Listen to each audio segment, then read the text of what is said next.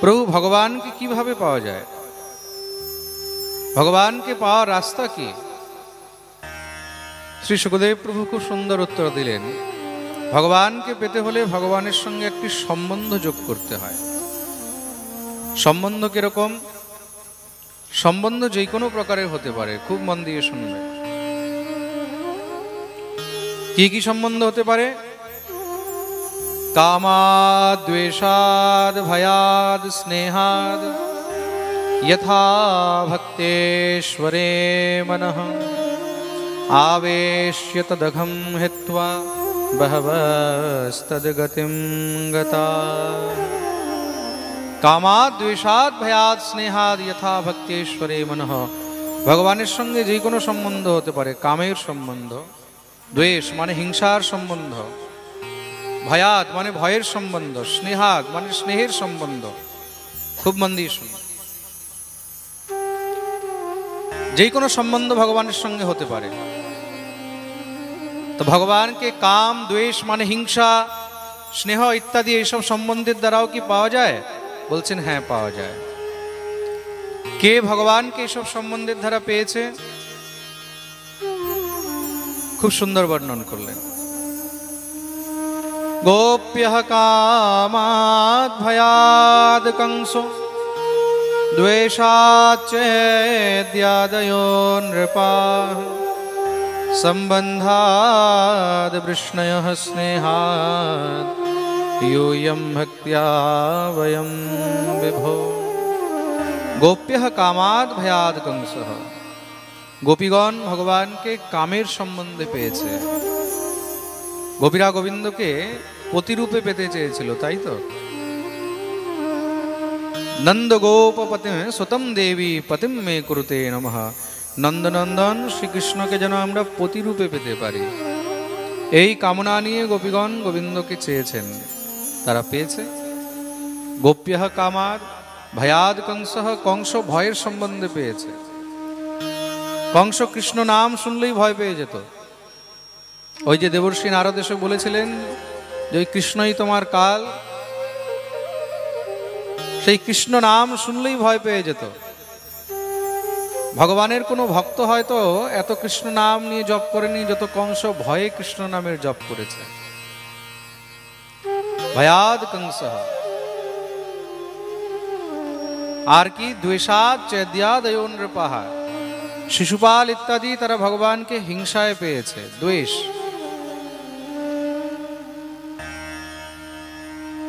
সম্বন্ধাদ বৃষ্ণেহ স্নেহাদ यूयं भक्त्या वयं विभो। আর যদুবংশীরা, বৃষ্ণিবংশীরা ভগবানকে স্নেহের সম্বন্ধে পেয়েছে। পরীক্ষিত প্রশ্ন করলেন, এই শিশুপাল ইত্যাদি কে ছিল?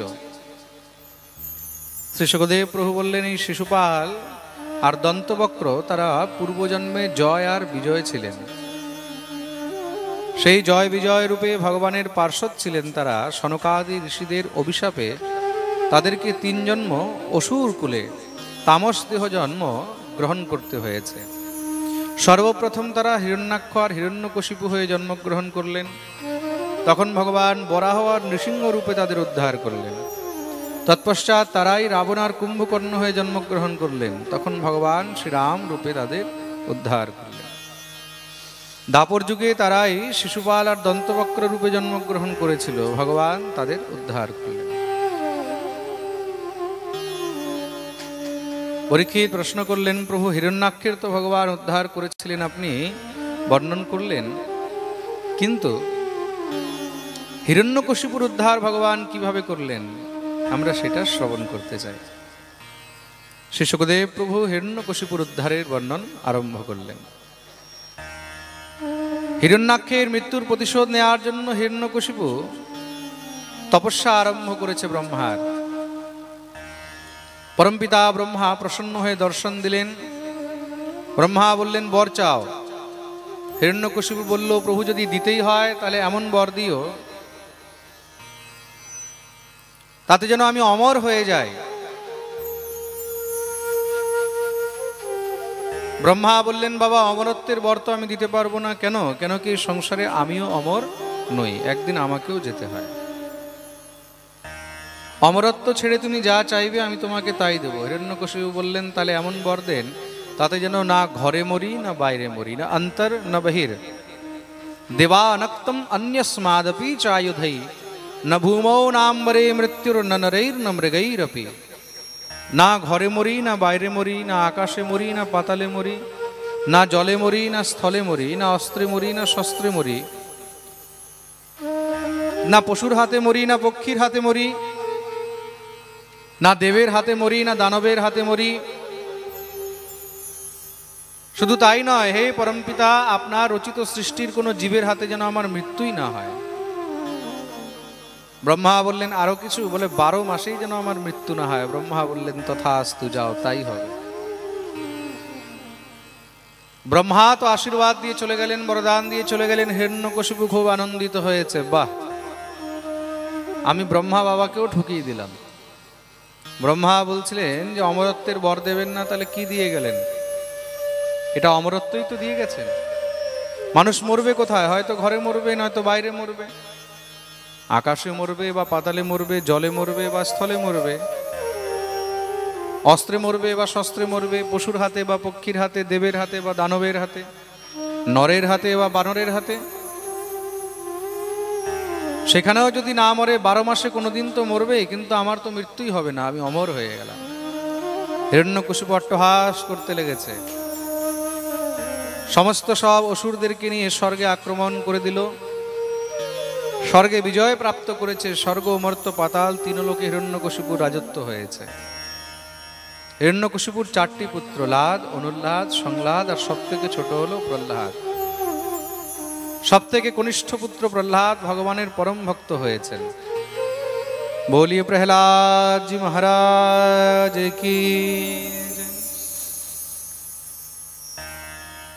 শ্রী প্রহ্লাদ জি মহারাজ আস্তে আস্তে বড় হচ্ছেন, মুখ থেকে কথা ফুটেছে। অন্য বাচ্চাদের হয়তো মুখ থেকে কথা ফুটলে আগে মা, বাবা, কাকা বলতে পারে বা বলে থাকে, কিন্তু প্রহ্লাদের মুখ থেকে প্রথম শব্দ বেরিয়েছে কি? হরি হরি, হরি হরি, হরি শব্দ বেরিয়েছে। বলে হরি শুনে হিরণ্যকশিপু খুব আনন্দিত হয়েছেন। কেন? বলে হরিনাম শুনে আনন্দিত হয়েছে? না না না, হিরণ্যকশিপু শুনেছে ওরি। খুব মন দিয়ে শুনবে। প্রহ্লাদ বলেছেন হরি, হিরণ্যকশিপু শুনেছে ওরি। ওরি শব্দের অর্থ হলো শত্রু। হিরণ্যকশিপু মনে মনে ভাবছে, আমি যে এই বিষ্ণুকে, আমি যে এই হরিকে খুঁজে বেড়াচ্ছি, আজ পর্যন্ত তাকে খুঁজে বেরোতে পারলাম না। আমার ছেলে এখন থেকেই বলছে, কোথায় সেই শত্রু, কোথায় সেই শত্রু। দেখতে দেখতে প্রহ্লাদ বড় হচ্ছেন। 5 বৎসর অবস্থা হয়েছে। পিতা গুরুকুলে বিদ্যা অধ্যয়ন করার জন্য পাঠালেন। অসুরদের গুরুকুল রয়েছে, যেখানে শুক্রাচার্যের 2 শিষ্য মাস্টার, নাম হলো ষণ্ড আর অমর্ক। খুব মন দিয়ে শুনুন। সেই ষণ্ডামর্ক অসুরদের কুলে, অসুরদের গুরুকুল, সেই বিদ্যালয়ে আচার্য প্রহ্লাদকে পাঠিয়েছেন বিদ্যা অধ্যয়ন করতে। শ্রী প্রহ্লাদজি মহারাজ বিদ্যা অধ্যয়ন করছেন। গুরুরা কি বিদ্যা শেখায়? মারো কাটো বিদ্যা। কি করে মারতে হয়, কি করে কাটতে হয়, কি করে মানুষকে কষ্ট দিতে হয়, এসব বিদ্যা শেখানো হচ্ছে। প্রহ্লাদ কি করেন? এক কান দিয়ে শোনে, আরেক কান দিয়ে বের করে দেয়।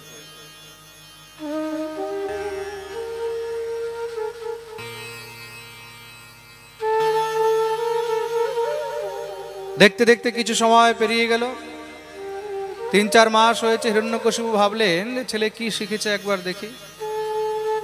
হিরণ্যকশিপু গিয়ে খুব সুন্দর করে পুত্রকে কোলে নিয়ে বসিয়েছেন। জিজ্ঞাসা করলেন, প্রহ্লাদ, হ্যাঁ বাবা, আচ্ছা বলো তো, তুমি এখন পর্যন্ত গুরুকুলে কি শিখেছো? একদা সুররাট পুত্রম অঙ্কমারোপ্য পাণ্ডব পপ্রচ্ছ কথ্যতাম বৎস মন্যতে সাধু যদ ভবান। প্রহ্লাদ, তুমি এতদিনে গুরুকুলে যা শিখেছো সব থেকে উত্তম কথা আমাকে শোনাবে। প্রহ্লাদ বললেন, বাবা জানো সব থেকে উত্তম কথা কি? এই সংসারে সব থেকে উত্তম কথা হলো ভগবানের ভক্তি। সব থেকে উত্তম কথা হলো ঈশ্বরকে পাওয়া। ঈশ্বরকে কিভাবে পাওয়া যায়? তৎসাধু মন্যে সুরবর্যদেহিনাম সদা সমুদ্বিগ্ন ধিয়াম সদ্গ্রহা হিত্বাত্মপাতম গৃহমন্ধকূপম বনম গতো যদ হরিমাশ্রয়েত। তৎসাধু মন্যে সুরবর্যদেহিনাম সদা সমুদ্বিগ্ন ধিয়াম সদ্গ্রহাৎ। বাবা, সেই ভগবানকে যদি পেতে হয় তাহলে তার একমাত্র সহজ উপায় হলো গৃহরূপী অন্ধকূপকে পরিত্যাগ করে সেই গোবিন্দের চরণরূপী সমুদ্রের মধ্যে সমর্পিত হয়ে যাওয়া। হিত্বাত্মপাতম গৃহমন্ধকূপম বনম গতো যদ হরিমাশ্রয়েত। গৃহরূপী অন্ধকূপকে পরিত্যাগ করে দিয়ে ভগবৎ চরণারবিন্দরূপী সেই সমুদ্রের মধ্যে চলে যায় একমাত্র ভগবানকে পাওয়ার সহজ সরল রাস্তা। কেন? গৃহে আসক্ত হয়ে থেকে ভগবত ভজন সম্ভব নয়। খুব মন দিয়ে শুনবে, ঘরে থাকলে ভজন কিন্তু সম্ভব নয়। আদি যুগ থেকে মহাপুরুষগণ ঋষিমুনিগণ বারবার কেন বলছেন বানপ্রস্থ আশ্রম গৃহত্যাগ করে ভগবানের ভজন হয়? কেন ঘরে থেকে ভগবানের ভজন হবে না? তুমি যতই চেষ্টা করো, ঘরের মধ্যে বৌমা কিছু করবে তখন মনে খুব খারাপ লাগবে, কিছু না বলে থাকতে পারবে না, আর কিছু বললেই তখনই ঝগড়া শুরু হবে। ছেলে কিছু খারাপ করলে তখন তুমি না বলে থাকতে পারবে না, ছেলেকে বলতেই হবে, আর বললে তখনই তার সঙ্গে ঝগড়া শুরু হয়ে যাবে। কখনো এই টেনশন, কখনো ওই টেনশন, কখনো এই চিন্তা, কখনো মেয়ের চিন্তা, কখনো ছেলের চিন্তা, কখনো বৌমার চিন্তা, কখনো নাতির চিন্তা, এসব সবসময় লেগেই থাকবে। তুমি এই চিন্তা থেকে মুক্ত থাকতে পারবে না। প্রেম সে বলো রাধে রাধে। এই চিন্তা সবসময় মানুষকে কিন্তু শেষ করে দিচ্ছে। গৃহাসক্ত জীব গৃহের মধ্যে থেকে ভগবত ভজন করতে পারে না। তার জন্যই মহাপুরুষগণ গৃহত্যাগ করে বনগমন করে ভগবত ভজন করিয়াছেন। শ্রী প্রহ্লাদজি মহারাজ বললেন, হিরণ্যকশিপুর সঙ্গে সঙ্গে ক্রুদ্ধ হয়ে গেল। কোথায় গুরুরা? ষণ্ডা অমরকোটকে ডাকিয়েছেন, কি শেখাচ্ছ তোমরা এই পুত্রকে? এই হরিভজন, কৃষ্ণ ভজন, গৃহত্যাগ, এসব কি শেখাচ্ছ? বলে, মহারাজ আমরা শেখাইনি। নমৎ প্রণীতম ন পর প্রণীতম সুতো বদত্তেষ তবেন্দ্র শত্রু নৈসর্গিকীয়ম মতিরস্য রাজন নিয়চ্ছমন্যম কদদাস্ম মানহ। আমরা শেখাইনি, তাহলে আপনার কোনো শত্রু এসে হয়তো নিশ্চয়ই এখানে শেখাইছে। হিরণ্যকশিপু বললেন, তাহলে আজ থেকে পাহারা আরো বাড়িয়ে দাও। मुकेश जी आवाज ठीक करो, कोई इफेक्ट नहीं है आवाज में, बहुत जोर लग रहा है, कोई फ्लो नहीं है, कुछ नहीं है।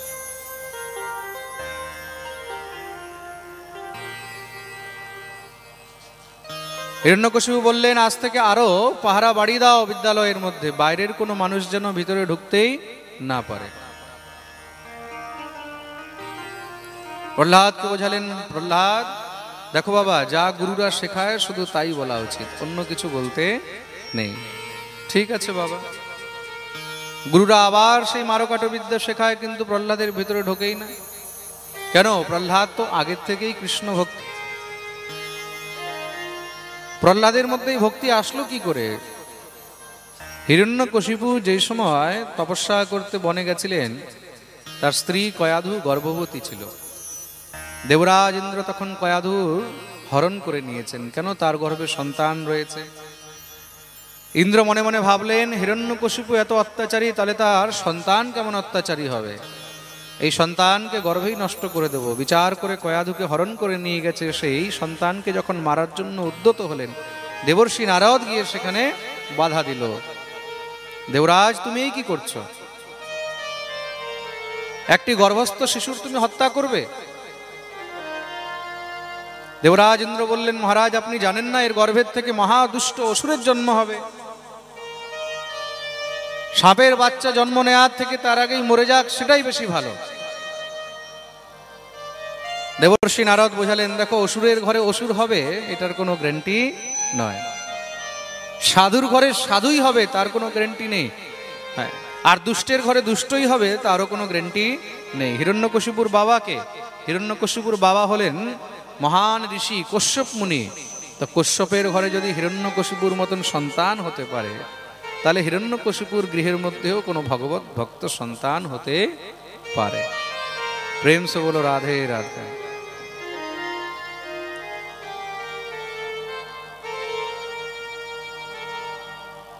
খুব মন দিয়ে শুনবে।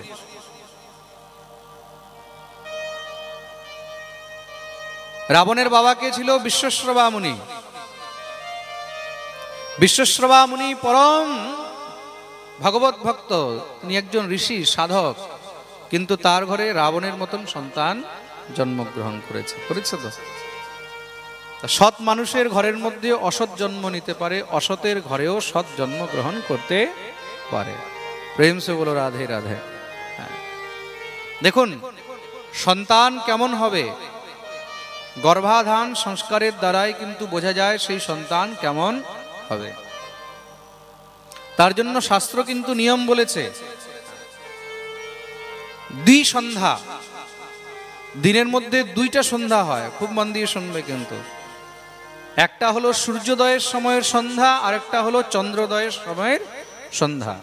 যে সময় চন্দ্র অস্ত হয় আর সূর্য উদয় হয় সেটাও সন্ধির সময় কিন্তু, যেটাকে আমরা ভোরবেলায় বলি, সেটাও কিন্তু সন্ধির সময়। আর যে সময় সূর্য অস্ত হয় চন্দ্র উদিত হয় সেটাও সন্ধির সময়, সেটাকেও সন্ধ্যা বলা হয়।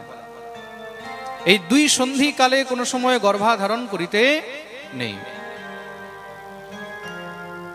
তার মানে ভোরবেলায়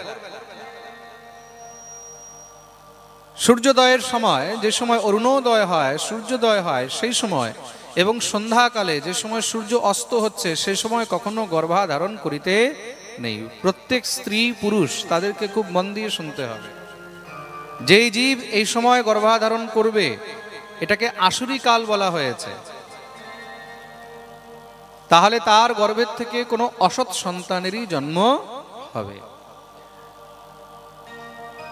দ্বিতীয়ত কথা, দিনের বেলায়, মধ্যাহ্নকালে বা দিনের বেলায় যদি কোনো সন্তান যদি কোনো সন্তান জন্মগ্রহণ করে সেও কিন্তু দুর্ভাগা হয়, মানে তার ভাগ্য মন্দ হয়, তার কপাল খারাপ হয়। খুব মন দিয়ে শুনবে কিন্তু, শাস্ত্রের মধ্যে একদম স্পষ্ট রূপে বর্ণিত রয়েছে। কদাচিৎ কোনো সময় ভোরবেলা হইতে সন্ধ্যাকাল পর্যন্ত গর্ভাধারণ করতেই নেই। তাহলে সেই সময় যেই সন্তান গর্ভে আসবে সেই সন্তান হয়তো দুষ্ট হবে, দুরাচারী হবে, দুর্ভাগা হবে, অন্যথা রোগী হবে। আর শুধু তাই নয়, অনেক কিন্তু তিথি নক্ষত্র ইত্যাদিও বলা রয়েছে।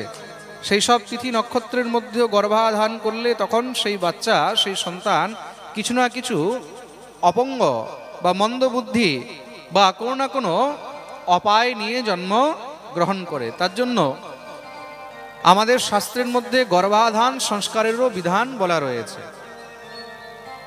গর্ভাধান সংস্কার আলাদা করে কিন্তু লেখা রয়েছে, কিভাবে গর্ভাধান করতে হয়, কোন সময় সন্তান গর্ভে আসলে সেটা সৎপুরুষ হয়, মহাপুরুষ হয়, ভগবত ভক্ত হয়, বীর পুরুষ হয়, সবকিছু কিন্তু বর্ণিত রয়েছে। কোন সময় গর্ভাধান হলে কন্যা হবে, কোন সময় গর্ভাধান হলে তখন পুত্র হবে, এই সব কিছু কিন্তু শাস্ত্রে বর্ণিত রয়েছে। প্রেম সে বলো রাধে রাধে, বলো না।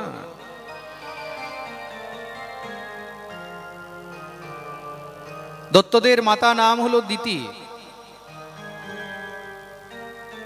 ভগবতী দিতি। সন্ধ্যাকালে, সন্ধ্যার সময় কশ্যপ মুনি সেই সময় ত্রিসন্ধ্যা করছিলেন, তার মুখের মধ্যে অলৌকিক তেজ দেখে দিতির মনে কাম বাসনা জাগ্রত হলো। গিয়ে কশ্যপ মুনিকে প্রার্থনা করতে লাগলেন, হে মহামুনি, আপনি আমাকে কৃপা করুন, আমি গর্ভাধান করতে চাই। কশ্যপ মুনি বললেন, এটা সন্ধ্যার সময়, আসুরি কাল আরম্ভ হয়েছে দেবী, এই সময় গর্ভাধান করলে এটা উচিত হবে না। কিন্তু শাস্ত্র বলছে, কামাতুরাণাম না ভয়ম না লজ্জা।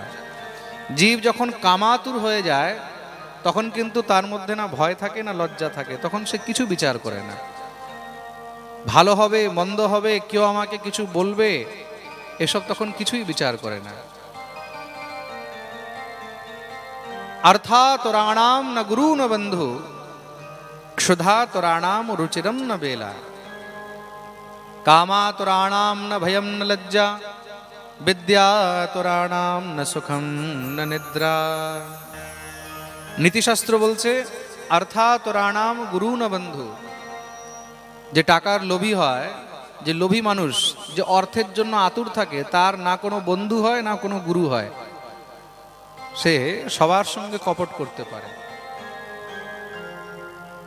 ক্ষুধাতুরাणाम রুচিরম ন বেলা। কেউ যদি ক্ষিধার্ত হয়, কারোর খিদে লেগেছে, সে তখন কোনো সময় গময় দেখে না। সন্ধ্যার সময় না দুপুরের সময় না রাত্রের সময়, রাত 2টা বাজলেও সে খেতে বসে যাবে, তাই তো? সে তখন রুচিও দেখে না। তুমি তাকে শুকনো রুটি দাও, তুমি তাকে লবণ লঙ্কা ছাড়াই দাও, তুমি তাকে বাসি দাও, তুমি তাকে যেরকমই দাও, খিদা লেগেছে সেই সময় খেয়ে নেবে, যেমন পাবে তেমন খেয়ে নেবে। না রুচিরম না বেলা, কামাতুরাणाम না ভয়ম না লজ্জা। আর যে কামাতুর জীব, সে যখন কামে আতুর হয় তখন না কোনো ভয় পায় না কোনো লজ্জা পায়, তখন যা ইচ্ছা তাই করতে পারে। তদ্রূপ বিদ্যাতুরাणाम ন সুখম ন নিদ্রা। যে বিদ্যার্থী, যে বিদ্যা গ্রহণ করতে চায়, তার জীবনে না সুখ থাকে না নিদ্রা থাকে। কেন? সে যদি সুখ চায়, সে যদি নিদ্রা চায়, মানে আমি ঘুমিয়ে থাকবো, আরাম করব, তাহলে জীবনে বিদ্যা গ্রহণ করতে পারবে না। প্রেম সে বলো রাধে রাধে। বিদ্যার্থীকে সবসময় অ্যালার্ট থাকতে হবে। কাক চেষ্টা বকো ধ্যানম स्वान निद्रा तथैव च, अल्पहारी गृहत्यागी विद्यार्थी पंचलक्षणम। विद्यार्थी যারা শিক্ষার্থী, যারা স্টুডেন্ট, খুব মন দিয়ে শুনবে। সেই স্টুডেন্টদের জীবন কেমন হওয়া উচিত? কাক চেষ্টা, কাকের মতন সবসময় চেষ্টা থাকবে। হ্যাঁ, যখনই পাবে সঙ্গে সঙ্গে সেটাকে গ্রহণ করে নেবে। কাক একদম অ্যালার্ট থাকে, তুমি খাবার দিলে সঙ্গে সঙ্গে দেখবে উড়ে এসে লাফ দিয়ে তুলে নিয়ে চলে যাবে। কাক চেষ্টা, কাকের মতন চেষ্টা থাকতে হবে, সবসময় প্রতীক্ষায় থাকতে হবে। কখন কোথায় আমি কোন জ্ঞান পাবো, কোথায় আমি জ্ঞান অর্জন করতে পাবো, কার কাছে পাবো, যার কাছে পাবো তার কাছেই গিয়ে বসে থাকবো। কাক চেষ্টা বকো ধ্যানম, বকের মতন ধ্যান, একাগ্রতা থাকতে হবে। বক দেখেছো যখন শিকার করে জলের মধ্যে, জলের উপরে বক চলে, এইভাবে চলবে যেন জলের ভিতরে মাছগুলো বুঝতে না পারে, টের না পায়, আর একদম একাগ্র হয়ে জলের দিকে তাকিয়ে থাকবে। যখনই দেখবে যে একটু উপরের দিকে উঠেছে মাছ, সঙ্গে সঙ্গে গিয়ে ধরে নেবে। তদ্রূপ বিদ্যার্থীকেও একদম বকের মতন একাগ্র থাকতে হবে। বকোদ ধ্যানম, একাগ্র চিত্ত।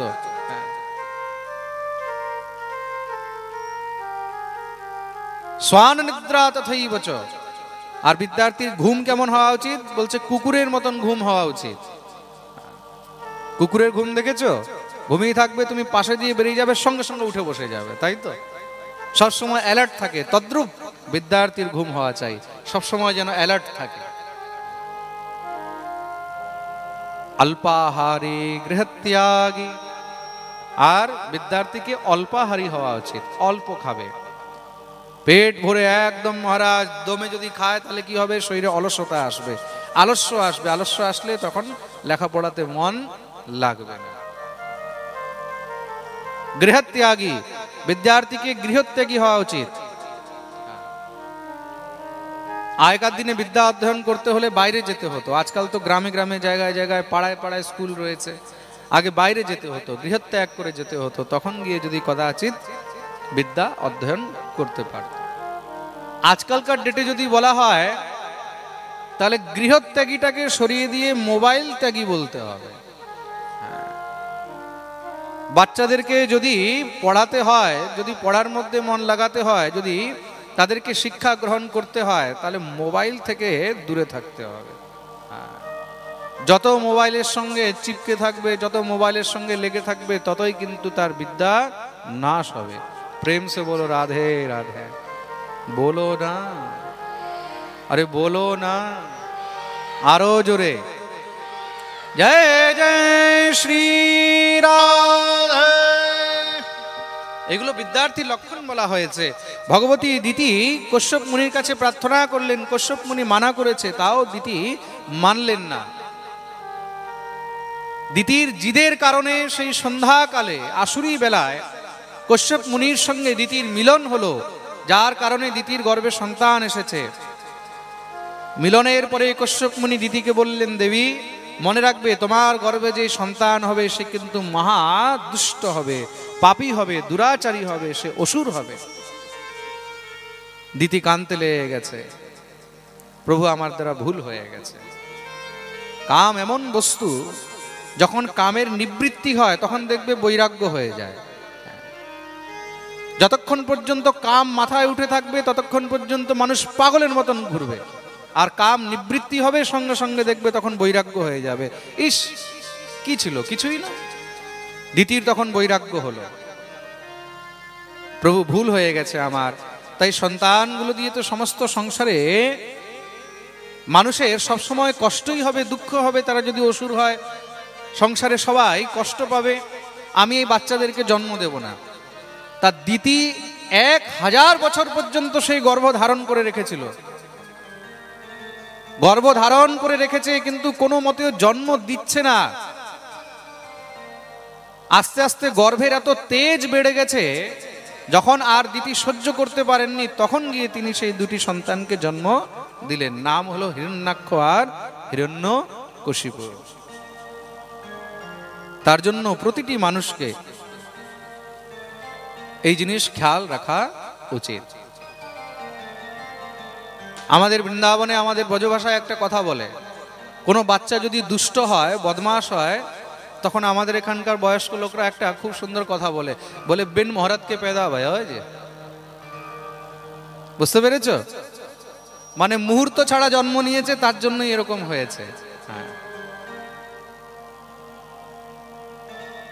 শাস্ত্রের মধ্যে প্রতিটি তিথি, মুহূর্ত, ক্ষণ, সময় এগুলোর খুব সুন্দর বিধান দেয়া রয়েছে।